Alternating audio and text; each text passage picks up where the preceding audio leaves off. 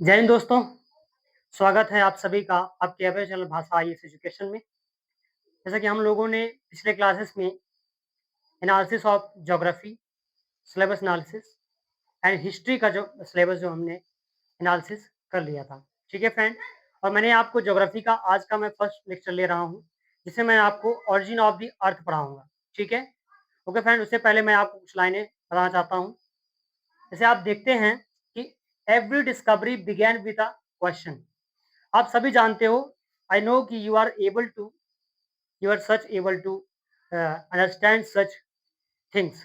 Okay, so आप ये जानते हो, आप कहीं भी जाते हो तो आपके मन में कोई भी चीज को देख करके ये चीज आती है, एक क्यूरियोसिटी, एक जागरूकता आपके मन में आती है, उत्सुकता आती है उस चीज को जानने के लिए। ठीक है? अगर आप कोई भी न्यू चीज देखते हो, नई चीज देखते हो, कोई आपने कोई चिड़िया को देख लिया, कोई न्यू, मान लो वो पहले से ही थी लेकिन आपने पहली बार देखा, तो आप अपने आस-पास के लोगों से पूछते हो या आप खुद से पूछते हो, ये चिड़िया मैंने पहली बार देखा, ये कौन-सी चिड़िया है? क्या नाम है इसका? कहाँ से आई होगी? कहाँ पे रहती है ये? अगर मेरे आस-पास की होती तो कभी न कभी मैं देख ही लेता इसको। हो सकता है कहीं और से आई हो। ठीक है फ्रेंड? तो ये आपके अंदर पहला क्या होता है कि every discovery begin with a question. आप ही सोचिए कि आज जो लाइट हम यूज़ करते हैं, ये इन्वेंशन जो हुआ क्योंकि हमें ज़रूरत थी। Need and requirement, need and requirement develop, create, invention and development.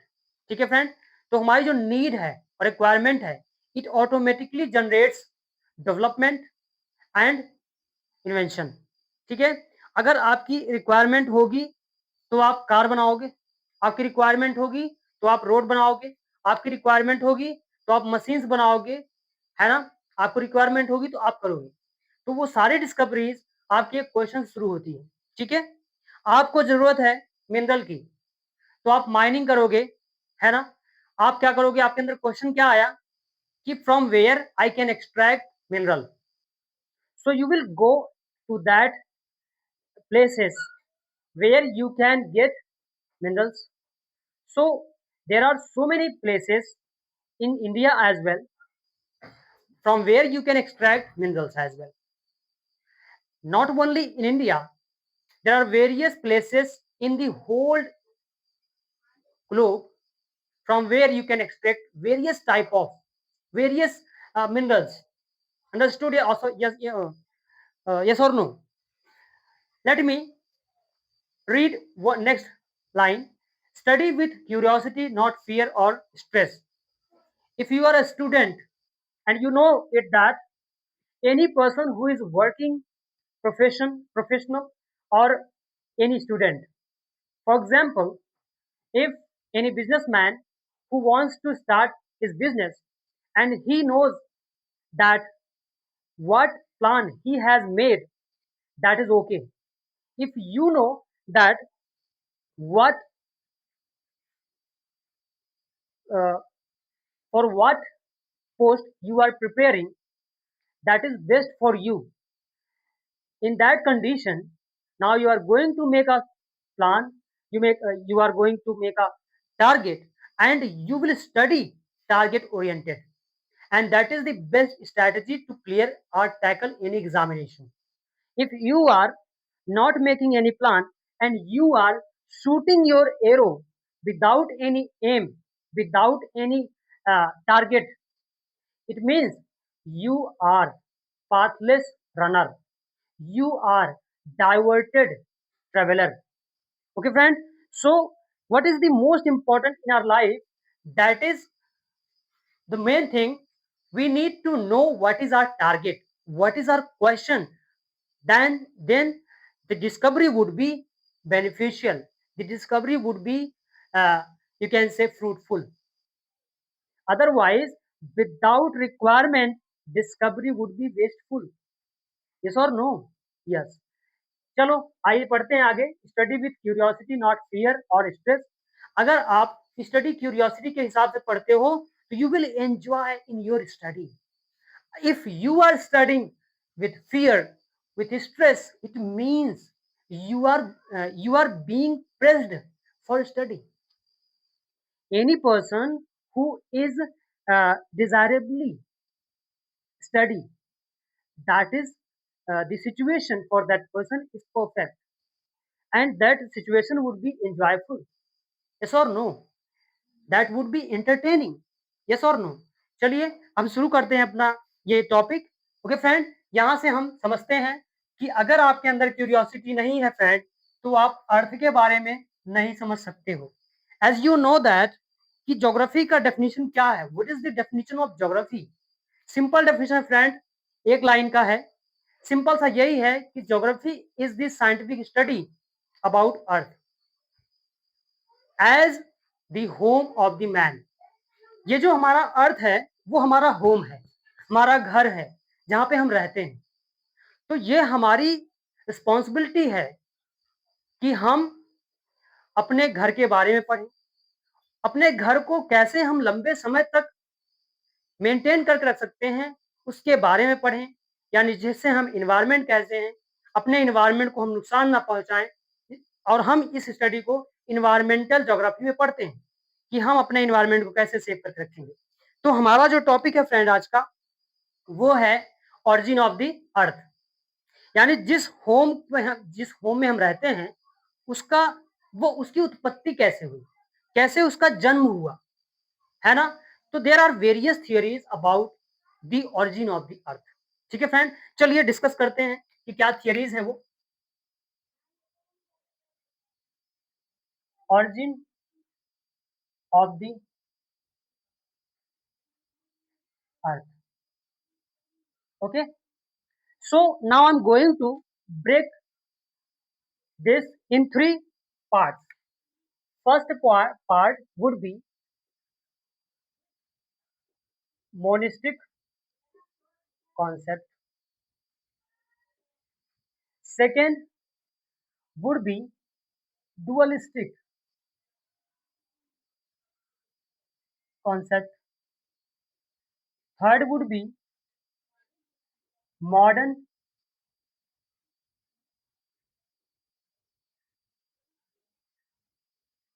modern theories. Okay friend, monistic concept का मतलब क्या होता है? What is the meaning of monistic term? Monistic means single, one or single star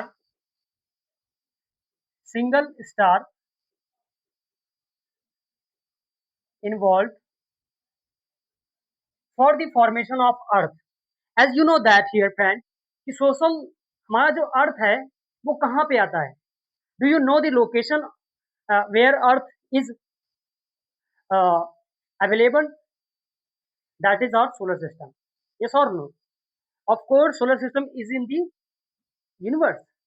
तो universe में solar system है. Solar system के अंदर हमारा बहुत से प्लैनेट्स हैं और उसमें से एक हमारा अर्थ है. ठीक है फ्रेंड, और आज हम अर्थ के बारे में पढ़ने वाले हैं. क्या हमने यूनिवर्स के बारे में नहीं पढ़ा है? पढ़ लिया है भाई. हमने यूनिवर्स के बारे में पढ़ लिया है. सारी चीजें आप हमारे चैनल पे जाइए, देखिए, उस पे आप समझ पाएंगे. थोड़ा वीडियो आपको कम सही लग रहा होगा, क्वालिटी वीडियो की अच्छी नहीं होगी, लेकिन जो कंटेंट की क्वालिटी है दोस्तों वो अच्छी है. आप थोड़ी देर वीडियो पे रुकिए, आप उसको देखिए, आपको खुद ही समझ में आएगा क्या कंटेंट है, क्या मैंने पढ़ाया है. आप उसके बाद टेस्ट दीजिए, आपका क्वेश्चन अपने आप से सॉल्व होगा. और अगर विश्वास नहीं है तो कोई बात नहीं है. बाकी आप लोग जो है, बहुत से लोग जो है डिजिटल बोर्ड पे पढ़ाते रहते हैं आपको अंडरलाइन करके, तो आप पढ़ सकते हैं उनसे, कोई दिक्कत नहीं है दोस्तों. तो यहाँ समझिए मोनिस्टिक कॉन्सेप्ट क्या है. इसमें सिंगल स्टार इन्वॉल्व होगा. कैसे सिंगल स्टार इन्वॉल्व होगा अभी मैं आपको बताऊंगा कैसे होगा. चलिए, ये डुअल में क्या होता है फ्रेंड, यहाँ पे टू स्टार्स इन्वॉल्व होंगे.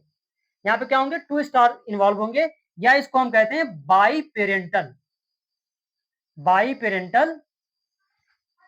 Star, by parental objects. ठीक है, यहाँ पे बाई पेरेंटल ओरिजिन होगा. ठीक है, और फिर यहाँ पे फ्रेंड आप अगर देखें तो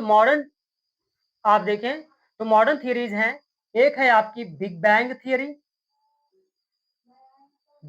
थियरी है फ्रेंड.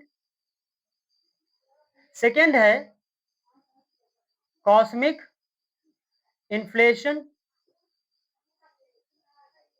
थियरी। ओके फ्रेंड, देखिए मैं जो है पूरी क्लास को कंप्लीट प्योरली इंग्लिश में ले सकता हूं दोस्तों। बस ये है कि आप में से बहुत से लोग जो है हिंदी में हैं, जो देखते हैं, तो इसलिए मैं हिंदी का यूज ज्यादा करता हूँ, ठीक है। बाकी मैं पूरी तरह से इंग्लिश में ले सकता हूँ, कोई डाउट कोई प्रॉब्लम नहीं है, ठीक है।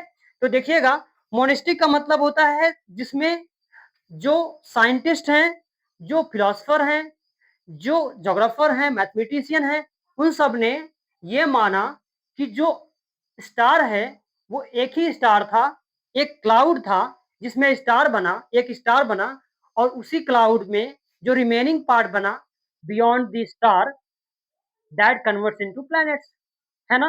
तो वो जो है प्लैनेट में कन्वर्ट होता है, ठीक है। बाकी जो सन के बाद जो बचा वो प्लैनेट में। तो पहली जो थियरी है दोस्तों, वो है हमारी पहली थियरी है, दैट इज गैसियस हाइपोथेसिस। इसको 1755 एडी में कौन प्रोपाउंड किया friend?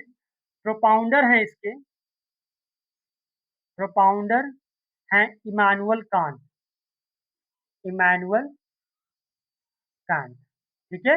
Emmanuel Kant is was the propounder of this theory, ठीक है। सेकेंड थियरी है फ्रेंड, सेकेंड थियरी है आपकी, वो है nebular theory, nebular hypothesis, hypothesis 1796 AD. Who was the propounder of this theory? तो क्या नाम है उनका बताइए? उनका नाम है दोस्तों, उनका नाम है लाप्लास। और ये हैं आपके फ्रेंच मैथमेटिशियन।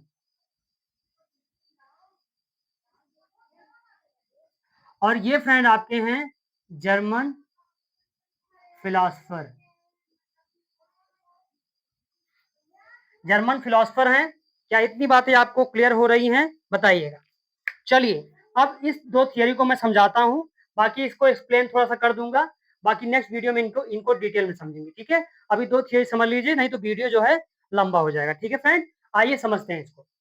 यहाँ पे मैं नीचे एक यहाँ पे बनाता हूँ एक फिगर, यहाँ पे अब आप थोड़ा सा इमेजिन करिए, इमेजिन करिए आप कि पूरे स्पेस में एक स्पेस ऐसी आप खाली जगह इमेजिन करिए, जहां पे ये मान लीजिए कि एक पूरी तरह से क्या है, क्लाउड है, ठीक है। क्या है? क्लाउड है और कुछ भी नहीं है, क्लाउड है और कुछ नहीं। उसमें डस्ट पार्टिकल है, सॉलिड पार्टिकल्स हैं, गैसेस हैं, ठीक है। तो मान लीजिए इस तरह से ये इस स्पेस में, यहाँ पे ये आपका स्पेस है। बहुत ध्यान समझेंगे, आप हिंदी मीडियम में हो या इंग्लिश मीडियम, आप समझ पाओगे। और आप नहीं समझना चाहते हैं तो फिर चाहे हिंदी हो फिर चाहे इंग्लिश हो, आपको देखो भाई फिगर तो यही रहेगा, ठीक है। क्लाउड तो यही रहेगा, बस इसको बोलेंगे बादल, है ना, इतना ही होगा। चलिए, अब स्पेस है ये, अंतरिक्ष में, स्पेस में, है ना। अब आप देखोगे तो ये क्लाउड है, ठीक है। तो पहले हम समझते हैं कि ये जो ए है, गैसियस हाइपोथेसिस, इनका इमैनुअल कांत का क्या व्यू है, क्या ओपिनियन है अर्थ के ओरिजिन पे, सोलर सिस्टम के ओरिजिन पे, क्या इनका व्यू है। ये बोलते हैं कि सर ऐसा है, पूरे स्पेस में कुछ नहीं था, सिर्फ और सिर्फ एक प्रीमॉर्डियल, क्या था? प्रीमॉर्डियल, प्रीमॉर्डियल क्या था बताइए? क्लाउड था, ठीक है। ये कैसा था फ्रेंड? ये स्टेबल था, स्टेबल था। दूसरी बात, ये क्या था? कोल्ड था। तीसरी बात, ये क्या था फ्रेंड? मोशनलेस था, मोशनलेस था, ये था मोशनलेस। इतनी बातें आपको क्लियर हो रही, आई होप। तो ये क्लाउड आप देख रहे हो, इमैनुअल कांट ने बोला कि प्रीमॉर्डियल पहले से ही एक एग्जिस्टिंग क्लाउड था। वो कैसे था? स्टेबल था, कोल्ड था, मोशनलेस था, ठीक है। और फिर इन्होंने बताया कि इसमें मोशन कैसे शुरू हो गया, ठीक है। इन्होंने एक न्यूटोनियन एक Newtonian law of physics, Newtonian law of physics को अप्लाई किया, ठीक है, एंड डायनेमिक्स ऑफ रोटेशन को अप्लाई किया, ठीक है। कितनी बातें क्लियर हुई आपको? हाँ दोस्तों, यहां देखिएगा, ये डायनेमिक रोटेशन था, ठीक है। तो यहां पे इन्होंने लॉ ऑफ ग्रेविटेशन बताया। इन्होंने बोला कि लॉ ऑफ ग्रेविटेशन के कारण, लॉ ऑफ ग्रेविटेशन के कारण क्या हुआ कि जो आपकी ये जो क्लाउड था, यहाँ पे सेंटर पे मैटर ज्यादा था, मास ज्यादा था, यहाँ पे ग्रेविटी इधर की ओर क्या कर रही थी, जो पार्टिकल्स थे उनको अट्रैक्ट कर रही थी, ठीक है। तो ये जो पार्टिकल थे फ्रेंड, ये चलना शुरू हुए। क्या फोर्स था ये वो नहीं बता पाए, सिर्फ बताया कि due to gravity the particle which is outer side to the cloud starts moving towards the centre, है ना, due to the gravity of that cloud. तो ये क्लाउड की ओर, इधर की ओर मूवमेंट करना शुरू किया। तो भाई देखो, बीच में भी तो बहुत सारे पार्टिकल हैं, उससे टकराया, है ना, कोलिजन किया। जब कोलिजन करेगा तो फ्रिक्शन होगा। जब दो एक दूसरे पे रगड़ते हैं तो फ्रिक्शन जनरेट होता है, और फ्रिक्शन जनरेट होता है तो हीट जनरेट होती है। आप ये सभी जानते हो। आप जब ठंड में हम कपकपी होती रहती है, तो हम क्या करते हैं, ऐसे ऐसे हाथ को रगड़ते हैं और ऐसे लगाते हैं तो गर्म लगता है। कभी भी आप रगड़ोगे तो गर्म गर्म रहेगा। और जो हम बॉडी को कपकपी होती है, जो हमारी बॉडी को, वो होता है टेम्परेचर रेगुलेट करते हैं, ठीक है, इसलिए कपकपी होती है, ताकि हम मैकेनिकल थोड़ा सा वर्क करें, जिससे हमारी बॉडी में थोड़ी सी ऊर्जा आ जाए, ठीक है फ्रेंड। यहाँ पे देखिए, मैंने आपको बताया, यहाँ कोलिजन हुआ, और कोलिजन के कारण, फ्रिक्शन के कारण यहाँ पे हीट जनरेट हो गई, फ्रिक्शन के कारण हीट जनरेट हो गई, ठीक है। और इन्होंने बोला कि जब कोलिजन हुआ और यहां से जब ये क्या बोलते हैं, पार्टिकल चला और कोलाइड किया, तो यहाँ पे एक्सिलरेशन जनरेट हो गया, एक्सिलरेशन, है ना। इससे क्या हुआ, ये जो आपका पूरा पूरा का पूरा सिस्टम है, ये रोटेशन करना शुरू कर दिया। अब देखिए, मतलब कि न्यूटन का फर्स्ट लॉ क्या बोलता है कि अगर कोई बॉडी रेस्ट में है तो वो रेस्ट में ही रहेगी, अगर मोशन में है तो वो मोशन में ही रहेगी, ठीक है, जब तक कि उस पर कोई बाहरी बल नहीं लग जाता, ठीक है। ये याद रखिएगा कि जो डायरेक्शन का इनर्शिया है, डायरेक्शन इनर्शिया अलग बात है कि आप सीट पर बैठे हैं, ठीक है, और गाड़ी अगर रुकती है तो ऊपर का तो कोई पार्ट आपका चल नहीं रहा था, मतलब आपने ऊपर का जो पार्ट है सर, जब आप बैठे रहते हो तो जब ब्रेक लगती है तो ऊपर का पार्ट अभी भी चल रहा होता है, कोई फोर्स पे लग रहा था क्या? उस पे तो आपका पूरा आप तो पूरे बैठे हुए थे, लेकिन आगे वाला आगे चला गया, लेकिन जहाँ बैठे थे आप वहीं पे रहा, तो वो अलग चीज है। यहाँ पे समझिए, थोड़ा फिजिक्स नहीं पढ़ाऊंगा मैं आपको, ठीक है, समझिए। लॉ ऑफ ग्रेविटेशन में आप समझे कि सिंपल से उन्होंने बोला कि एक प्रीमॉर्डियल कोल्ड क्लाउड था, पहले से ही बना हुआ था स्पेस में। दूसरी बात, ये स्टेबल था, इसमें कोई हलचल नहीं थी, एकदम शांत बेचारा बैठा था, कोल्ड था। अब पता नहीं कहां से एक पार्टिकल इसकी ओर चला, मतलब एक पार्टिकल क्या, सारे ऐसे चलना शुरू हुए, एक दूसरे से टकराने लगे। जब टकराने लगे तो ये गर्म हुआ, जब ये गर्म हुआ तो फैला, जब गर्म हुआ तो फैला, तो इसमें रोटेशन शुरू कर दिया। मतलब इन्होंने एंगुलर मोमेंटम को ही चेंज कर दिया, यानी यहाँ पे फिजिक्स के लॉ के अगेंस्ट इन्होंने थियरी दी, ठीक है फ्रेंड। तो ये चीज हो गई, इतनी बातें क्लियर हुई आपको।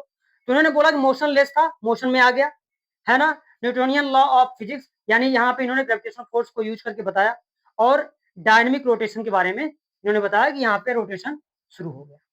इतनी बातें क्लियर हुई। और फिर जो सेंटर है, यहाँ पे जो पार्टिकल है यहाँ बम्बार्डमेंट करने लगे, है ना, यहाँ पे सेंटर, क्योंकि ग्रेविटी ज्यादा है तो यहीं पे सब आके टकराने लगे।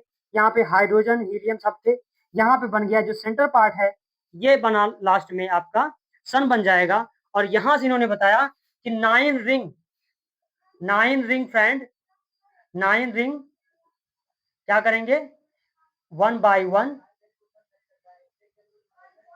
निकलेंगे, ठीक है, तो 1 बाय 1 निकलेंगे। तो यहाँ पे याद रखिएगा इन्होंने कहा पहली बात कि प्रीमॉर्डियल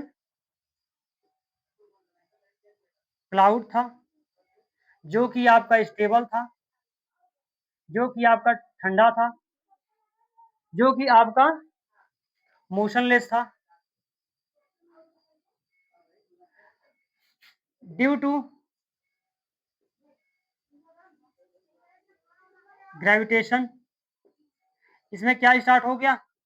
रोटेशन स्टार्ट हुआ, कोलिजन स्टार्ट हुआ, ये हीट हुआ, एक्सपैंड किया, और जब रोटेशन स्टार्ट हुआ तो जो आपका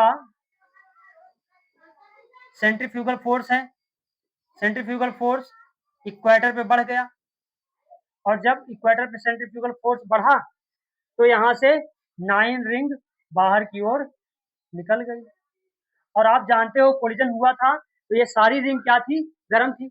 रिंग का मतलब रिंग नहीं निकली थी, यहाँ पे आपके पार्टिकल रिंग के फॉर्म में निकले थे। ठीक है, तो वो पार्टिकल क्या थे फ्रेंड? अभी भी वो गर्म ही थे क्योंकि वो कोलाइड कर रहे थे। ठीक है, तो ऐसे ही आप देखें तो जो प्लैनेट बने उस समय बहुत ही गर्म थे।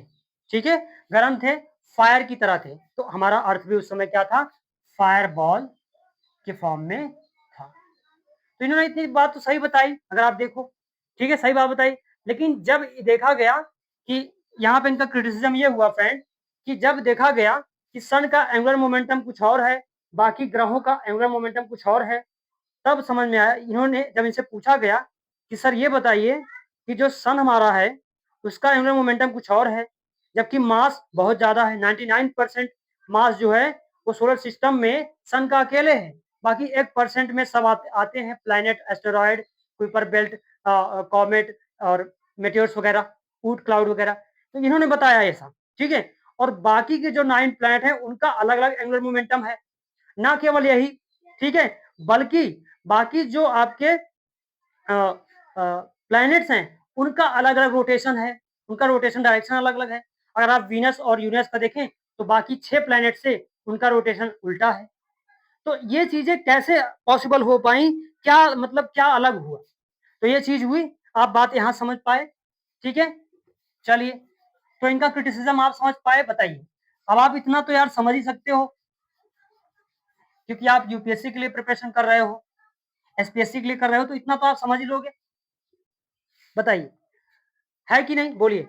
तो यहाँ पे तो मैंने बता दिया, आप चाहे तो ऐसे ऊपर नीचे लिख सकते हो। ठीक है, क्लियर बात है? बोलिए। चलिए, अब आते हैं हम नेक्स्ट पे, इस वाले पे, लाप्लास के द्वारा। तो लाप्लास ने क्या किया? लाप्लास ने इनकी जो गैसियस हाइपोथेसिस थी इमैनुअल कांत की, वही क्या किया? मॉडिफाई कर दिया। उसमें मॉडिफाई ये किया दोस्तों, इन्होंने बोला कि ये क्रिटिसिज्म से बचना चाहते थे कि क्योंकि उनसे जब पूछा गया इमैनुअल कांत से कि सर बताइए, ये जो गैस का नेबुला टाइप का जो था, नेबुला था गैस का, वो उसमें रोटेशन कैसे आ गया? अगर आप न्यूटन का लॉ फॉलो करते हैं तो न्यूटन का 3 मोशन लॉ भी है ना? 3 मोशन लॉ भी है, first law of motion, second law of motion, third law of motion. अगर फर्स्ट लॉ ऑफ मोशन हम लगाएं और देखें कि कोई भी वस्तु अगर रेस्ट में है तो वो रेस्ट में ही रहेगी, अगर मोशन में है तो वो मोशन में रहेगी, जब तक कि उस पर एक्सटर्नल फोर्स नहीं लगाया जाए। तो इस क्लाउड में जो शुरू हुई मोशन, शुरू हुई फर्स्ट टाइम जो मोशन शुरू हुई, उसके लिए कौन फोर्स रिस्पॉन्सिबल है, ये आप बता दीजिए। तो ये जो है नहीं बता पाए इमानुअल कांत साहब। ठीक है, नहीं बता पाए। तो अब ये बचना चाहते थे लाप्लास। इन्होंने बोला कि सर ऐसा था ना कि ये जो नेबुला था ना, नेबुला, ये जो गैस गैस क्लाउड था ना, ये पहले से ही क्या था बताइए? ये रोटेटिंग था, पहले से ही रोटेट कर रहा था। अब जो है इनसे ये नहीं पूछा जाएगा कि इसका कारण क्या था, कैसे रोटेट हुआ। पहले से उन्होंने बोला कि पता नहीं कैसे, पहले से रोटेटिंग था। दूसरा दूसरा इन्होंने बोला कि भैया ये हॉट था, गर्म था। तो गर्म था तो इससे अब ये जब ठंडा हुआ तो ये कॉन्ट्रैक्ट किया। तो इन्होंने angular momentum, conservation of angular momentum को भी फॉलो कर लिया, क्योंकि जब कोई भी चीज जिसका रेडियस कम होता है, मान लीजिए कोई भी चीज रोटेट कर रही है, इस तरह से अपने एक्सिस पे रोटेट कर रही है कोई भी चीज। तो अगर इसका रेडियस आप कम करोगे ना, तो उसकी जो रोटेशनल स्पीड है, रोटेशनल स्पीड वो क्या होगी, बढ़ जाएगी। ये जो रोटेशनल स्पीड होगी वो बढ़ जाएगी। तो ये conservation, law of conservation of angular momentum का नियम के अनुसार होता है ये। तो रोटेशनल स्पीड बढ़ जाएगी जब ये कॉन्ट्रैक्ट करेगा। गर्म तो पहले से था, जब ठंडा हुआ तो कॉन्ट्रैक्ट किया, जब कॉन्ट्रैक्ट किया भाई, तो इसका जो एंगुलर मोमेंटम था, सॉरी, इसका रोटेशनल स्पीड था वो बढ़ गया। एंगुलर मोमेंटम वही रहेगा, ठीक है, स्पीड बढ़ गया, ठीक है, क्योंकि रेडियस कम हुआ। तो भाई जब स्पीड बढ़ेगा, रेडियस कम होगा, तो स्पीड बढ़ेगा, तभी तो उसका जो मैग्नीट्यूड है वो सेम होगा, एंगुलर मोमेंटम तभी तो कंजर्व रहेगा ना, तो कंजर्व रहेगा। ठीक है ना, इस बात की बात आप समझ में आई बात। चलिए, तो इन्होंने ये बता दिया कि रोटेशनल स्पीड बढ़ गई।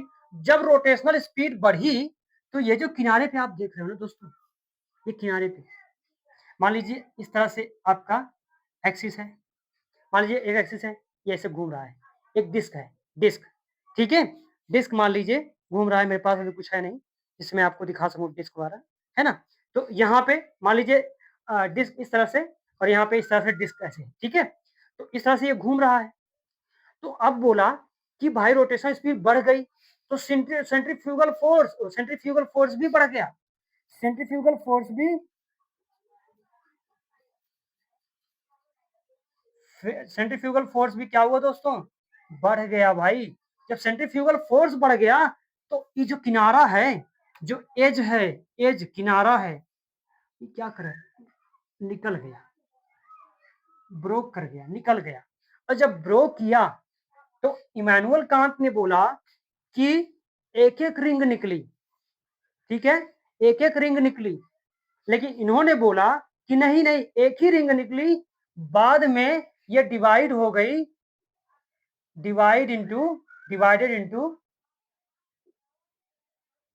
यहां मैं लिख देता हूं कि one ring divided into 9 rings.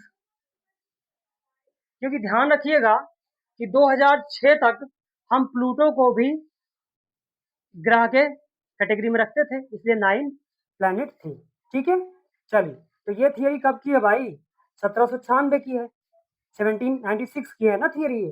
तो ये चीज बताया इन्होंने कि 9 हुए, और जब ये ठंडे हुए तो प्लैनेट अपना बन गए भाई, कंडेंस हुए पार्टिकल, प्लैनेट बन गए, और जो सेंटर का पार्ट था वो हमारा सन बन गया। तो देखा आपने, एक ही क्लाउड था, इसे ही बोला गया मोनिस्टिक कॉन्सेप्ट, यानी सिंगल स्टार इन्वॉल्व हुआ यहाँ पे सोलर सिस्टम के फॉर्मेशन में, और सोलर सिस्टम में ही प्लैनेट फॉर्मेशन हुआ। जब जो हीट पार्टिकल्स थे वो कोयलस हुए, वो कोलाइड किए, है ना, एक साथ जुड़े और फिर ठंडे हुए, तो वही बाद में प्लैनेट बन गए। ठीक है दोस्तों, क्या इतनी बातें आपको क्लियर हो गई, बताइएगा। अगर इसमें कोई डाउट आता है आपका, तो मुझे बता दीजिएगा। ठीक है दोस्तों, यहाँ पे समझिएगा, इन्होंने क्या बोला, इन्होंने बोला कि a huge rotating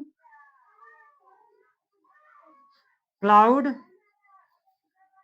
in the space, ठीक है, स्पेस में था, ठीक है।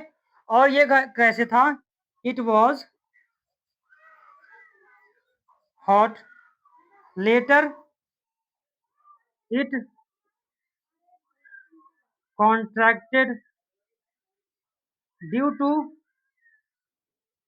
कूलिंग, है ना, ड्यू टू कूलिंग, है ना, है ना, ठीक है। According to according to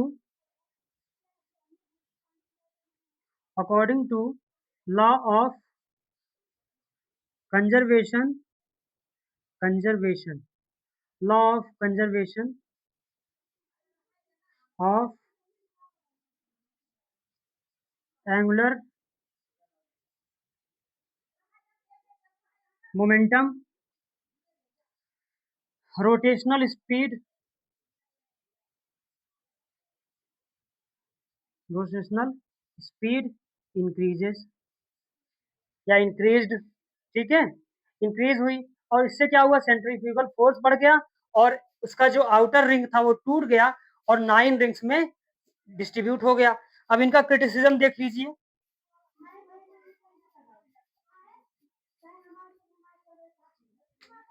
criticism में दोस्तों क्या होगा, क्रिटिसिज्म में पहला बात, इन्होंने पहली बात तो ये वही चीज कि ये रोटेशन फोर्स क्या था ये नहीं बता पाए।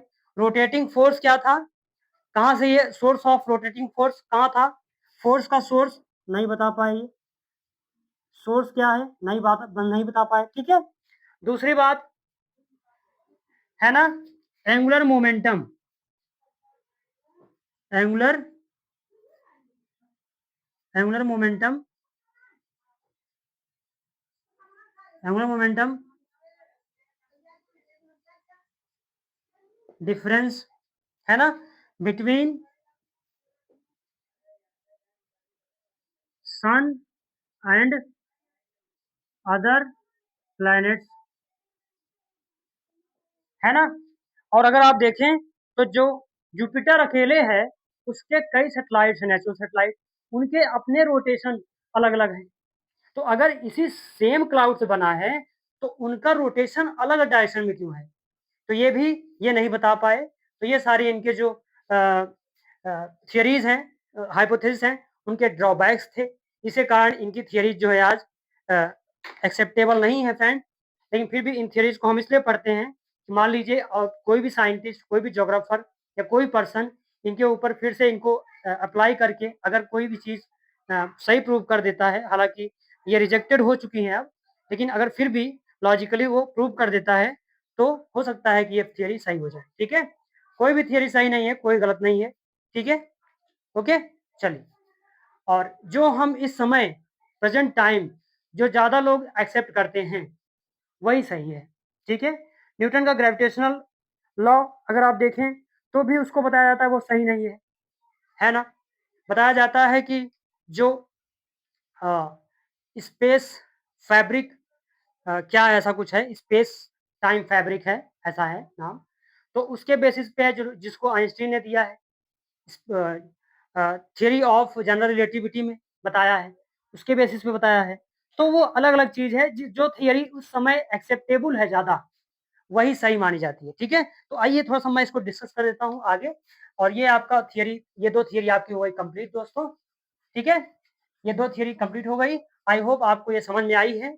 और अगर नहीं समझ में आई है तो प्लीज आप कमेंट बॉक्स में मुझको बता दीजिएगा कि सर बिल्कुल समझ नहीं आया है, तो मैं इसको नेक्स्ट चैप्टर में और भी इसको अच्छे से बता दूंगा, फिर समझा दूंगा। ठीक है, अब अगर आपको नहीं समझ में आया होगा तो फिर से आप दोबारा से वीडियो को देखिए, आप समझ पाएंगे। ठीक है, यहाँ पे अगर आप देखें तो ये थियरी डबल स्टार के बेसिस पे होंगी। एक होगी आपकी प्लैनेटेसिमल हाइपोथेसिस, ठीक है, 1905। ये है फ्रेंड, और टाइडल हाइपोथेसिस, ये आपकी 1919, ये 1905। फिर आपकी आती है बाइनरी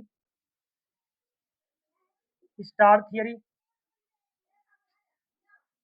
या हाइपोथेसिस, ये आपकी 1930s में आती है। ठीक है फ्रेंड, है ना। इनके आपके हैं रसल, और यहाँ पे अगर आप देखेंगे तो जीन्स एंड जेफरीज, यहाँ पे आप देखोगे तो चैम्बरलिन एंड मोल्टन है। और फिर आप आगे जाके देखोगे तो सुपरनोवा, सुपरनोवा हाइपोथेसिस है। ठीक है, ये 1940s में है। ठीक है फ्रेंड, इसको एफ हॉयले ने दिया था। फिर आप अगर देखोगे तो इंटरस्टेलर आए आप देखेंगे, इंटरस्टेलर हाइपोथेसिस है। ठीक है, इंटरस्टेलर हाइपोथेसिस, इसको फ्रेंड ये जो है आपकी 19 अराउंड 43 में आपका कौन दिया था, ऑटो सिमिड, इसको ऑटो सिमिड ने दिया था। ठीक है, इंटरस्टेलर डस्ट हाइपोथेसिस है। ठीक है, डस्ट हाइपोथेसिस है। और फिर अगली थियरी आप पढ़ोगे, जो मॉडर्न में आप पढ़ोगे तो मॉडर्न एक्रेशनर एक्रेशन थियरी है। ठीक है, इन सब थियरी को हम नेक्स्ट वीडियो में पढ़ेंगे फ्रेंड। यहाँ पे आपके नेक्स्ट वीडियो में ये पूरा कंप्लीट हो जाएगा। ठीक है, और फिर मैं एक पेज में सब, ऐसा नहीं कि इसका के लिए, एक पेज में सबका सबका मतलब जो पूरी थियरी है ओरिजिन ऑफ द अर्थ पे, सबका एक पेज में समराइज कर दूंगा। उसमें मैं आपको बताऊंगा कि इनका जो मेन आइडिया है वो क्या है, मेन क्रिटिसिज्म क्या है। तो मैं क्या करूंगा, छोटे छोटे शॉर्ट में लिख दूंगा। इसे आप लिख लोगे तो आपको बार बार पूरा वीडियो देखने की जरूरत नहीं पड़ेगी, बार बार आपको पूरा बड़ा सा नोट्स पढ़ने की जरूरत नहीं पड़ेगी। जब आपको याद नहीं रहेगा तो एक बार आप नोट्स को देख लोगे तो आपको पूरी तरह से याद हो जाएगा। ठीक है friend, thank you so much. जय हिंद दोस्तों। ओके फ्रेंड, अगर आपको वीडियो अच्छा लगता है तो चैनल को सब्सक्राइब करें और अपने फ्रेंड्स के साथ, अपने दोस्तों के साथ जो जिनको अच्छा लगता है पढ़ाई करना, या फिर जो किसी एग्जाम की प्रिपरेशन कर रहे हैं, उनको कॉन्सेप्ट समझने में दिक्कत हो रही है, तो प्लीज आप उनको सजेस्ट करें कि वो वीडियो को देखें। अब आपको अच्छा लगता है तब आप जो है आगे वीडियो को शेयर करिए। जबरदस्ती कोई नहीं है दोस्तों। आप जो है, थैंक यू सो मच। धन्यवाद, आपने इतना टाइम दिया।